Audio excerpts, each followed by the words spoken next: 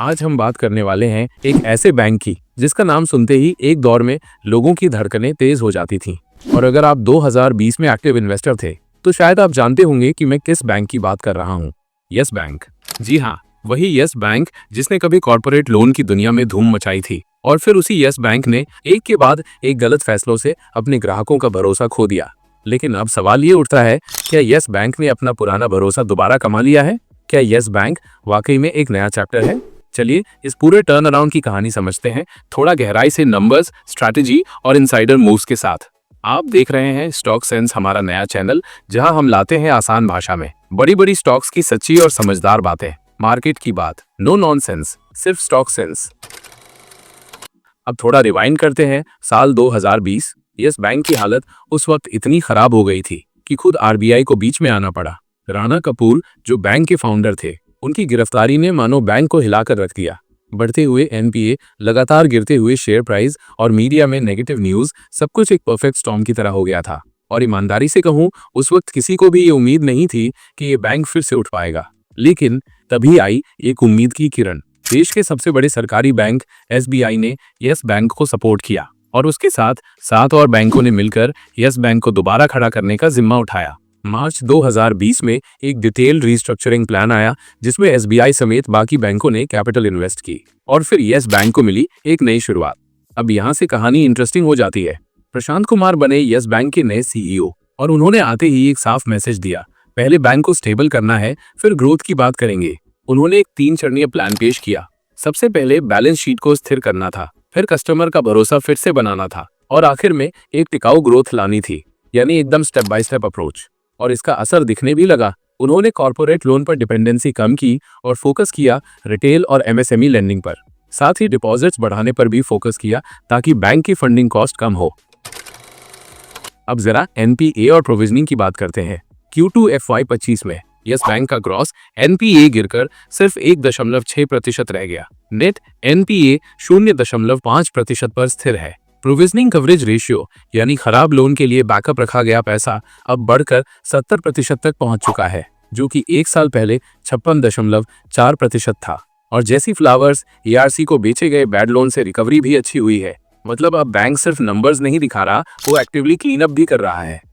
अब बात करें ताजा वित्तीय प्रदर्शन की, चलते हैं 2024 की ओर। Q1 FY25 में यस बैंक ने डिक्लेयर किया 502 करोड़ रुपए का नेट प्रॉफिट, जो पिछले साल से 46.7% ज्यादा है। नेट इंटरेस्ट इनकम बढ़कर हुई 2000 करोड़ रुपए। डिपॉजिट्स में भी 20% से अधिक की बढ़त दर्ज हुई। Q2 FY25 का परफॉर्मेंस प्रॉफिट बढ़कर हो गया 553 करोड़ रुपए। एनआईआई पहुंचा 2200 करोड़ रुपए के पार और नेट इंटरेस्ट मार्जिन यानी एनआईएम वो बना रहा 2.4% पर। सीईओ प्रशांत कुमार का कहना है FY25 में लोन ग्रोथ का टारगेट 16 से 17% है, जिसमें ज्यादातर फोकस होगा मिड मार्केट और स्मॉल बिजनेसेस पर। मई 2025 में जापान की एसएमबीसी यानी सुमितोमो मित्सुई बैंक ने यस बैंक में 20% हिस्सेदारी खरीदने की घोषणा की। 13,483 करोड़ रुपए की इन्वेस्टमेंट हुई। एसबीआई से 13.19% और अन्य बैंकों से 6.81% हिस्सेदारी एसएमबीसी ने खरीदी। एसबीआई अब भी मेजर स्टेक होल्डर बना रहेगा 10.78% के साथ। एसएमबीसी डील यस बैंक के लिए बहुत कुछ बदल सकती है। ग्लोबल एक्सपर्टीज, इंटरनेशनल क्रेडिबिलिटी और लॉन्ग टर्म कैपिटल बैकिंग। कुछ रिपोर्ट्स की माने तो एसएमबीसी आगे चलकर यस बैंक में 51% तक की हिस्सेदारी खरीदने का इरादा रखता है। शेयर प्राइस, वैल्यूएशन और इन्वेस्टर सेंटिमेंट। यस बैंक के शेयर्स ने हाल के महीनों में जबरदस्त तेजी दिखाई है।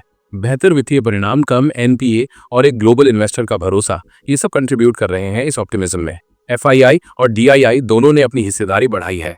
वैल्यूएशन की बात करें तो यस बैंक अभी भी अपने पीयर्स की तुलना में सस्ता है। आरओए यानी रिटर्न ऑन एसेट्स अभी है 0.5%, जबकि इंडस्ट्री एवरेज है 1% से ऊपर।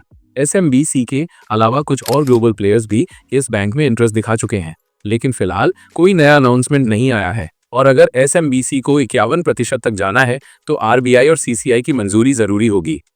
Q2 FY25 में कुल आय में 14.3% की ग्रोथ, नॉन इंटरेस्ट इनकम पहुंचा 1407 करोड़ रुपए। प्रोविजनिंग में 41.2% की गिरावट, अब सिर्फ 212 करोड़ रुपए। लोन और डिपॉजिट्स दोनों में स्ट्रॉन्ग ग्रोथ जारी है, खासकर एसएमई और मिड कॉर्पोरेट सेगमेंट में। यस बैंक का टर्न अराउंड इंस्पायरिंग जरूर है, लेकिन अभी भी कई चुनौतियां बाकी हैं। संभावनाएं एसएमबीसी की मदद से ग्लोबल टेक और नेटवर्क, रिटेल और एमएसएमई से high margin revenue, digital banking initiatives और लगातार इंप्रूविंग एसेट क्वालिटी। चुनौतियां ROA को 1% तक लाना, RDIF डिपॉजिट्स जो अर्निंग्स पर दबाव डालते हैं और कस्टमर ट्रस्ट को पूरी तरह से रीबिल्ड करना। तो सवाल ये है, क्या यस बैंक में फिर से भरोसा किया जा सकता है? अगर आप सिर्फ डेटा देखें तो जवाब है हाँ, लेकिन अगर आप लॉन्ग टर्म आउटलुक देख रहे हैं तो ये अभी शुरुआत है। CEO प्रशांत कुमार ने कहा है, हमारा लक्ष्य है कि FY 27 तक हम इंडस्ट्री लेवल प्रॉफिटेबिलिटी हासिल करें, और अगर वो सच हुआ तो यस बैंक वाकई में एक नई सक्सेस स्टोरी बन सकता है। अगर आपको ये वीडियो पसंद आया हो तो लाइक जरूर करें, कमेंट करके अपनी राय बताएं और चैनल को सब्सक्राइब करें, क्योंकि ऐसे ही डीप और ऑनेस्ट फाइनेंशियल अपडेट्स सिर्फ यहीं मिलते हैं। धन्यवाद। जय हिंद।